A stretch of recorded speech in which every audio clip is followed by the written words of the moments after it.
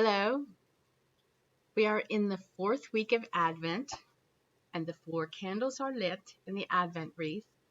We're continuing this book, Bartholomew's Passage, and this is the fourth part of the last chapter. The moon was bright as the two travelers climbed the hills above the Sea of Death. The trail was rough, but Bartholomew had no trouble keeping up. In fact, he thought, I could go a lot faster if I didn't have to keep waiting for Nathan. Throughout the long hours of the night they walked, stopping only once for a bite of the food John the cook had packed for them.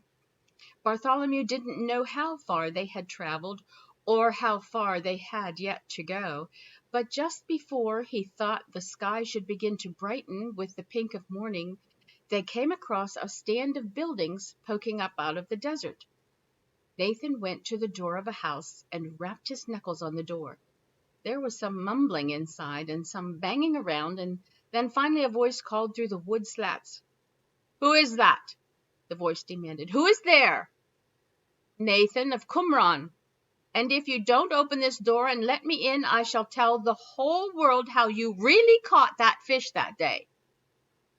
Instantly the door swung open, and there, an oil lamp in his hand illuminating his face, stood the oldest man Bartholomew had ever seen. "Come in, my friend," the man said with a grin, "and keep your tales to yourself."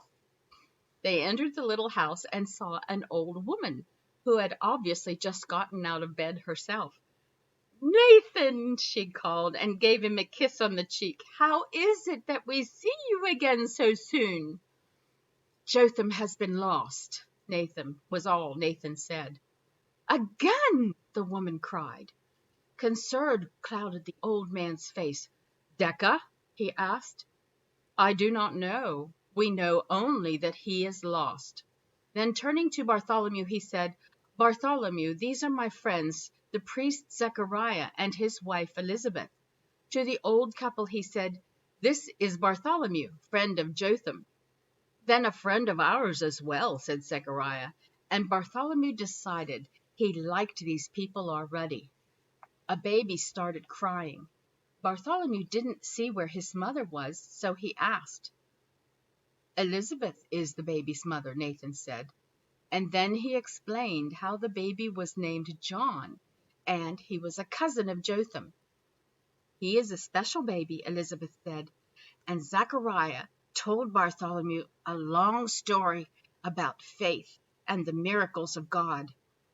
When they had finished, Bartholomew sat for several minutes as his thoughts finally found order.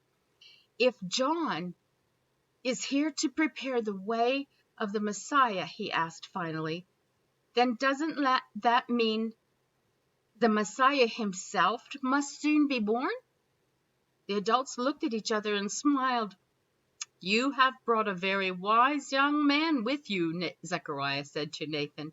To Bartholomew he said, "Yes, it means exactly that. The Messiah shall soon be born, and in fact, we have met his mother." Bartholomew's jaw dropped. "Who?" he wheezed. "Who is the mother of the Messiah?" "My cousin Mary," Elizabeth said. "She is even now great with child, though she has been with no man." Bartholomew thought for another few moments, and then Elizabeth said, "Now you must rest, and when you awake I shall have a fine breakfast for you." The two weary travelers gladly lay down for a few hours of sleep, though sleep was long in coming for Bartholomew as he thought about the Messiah. When he awoke, sunshine filled the house with light as Elizabeth's cooking filled it with a smell so wonderful Bartholomew was sure he had found heaven. "This is parched wheat," Elizabeth told him as she dished some onto a plate. Bartholomew wondered why parched wheat would look so much like corn, but didn't ask. "It was Jotham's favorite while he stayed with us," the old woman added. After breakfast and prayers, Nathan and Bartholomew waved goodbye to the old couple. Many questions were on Bartholomew's mind, but he decided to wait until they weren't in such a hurry to ask them. Nathan and Bartholomew climbed through hills so rough and craggy that Bartholomew thought they would surely cut a man in half if he should slip. "Isn't there a road to Jerusalem?" he asked at one point. "Yes, there is," Nathan answered, huffing and puffing. "The Romans have built many fine roads, but none take such a direct route to Jerusalem as this path. We can make the journey much more quickly this way." And then he added, "That is also why I turned down Zechariah's offer of a donkey. A beast of burden would only slow us down." It was long after their noon meal, and the sun was low in the sky when Nathan and Bartholomew crested a high, round hill. Below the hill was a valley so green that it reminded Bartholomew of Tadake, and on the hill across the valley sat a city that glowed like diamonds in the setting sun. It was surrounded by a high wall, and everywhere towers and domes pushed their way into the sky. "Welcome to Jerusalem," Nathan said, breathing hard, and Bartholomew instantly thought of all the friends he could make in such a place. Consider this. Everywhere Bartholomew goes, he is anxious to hear and learn about God.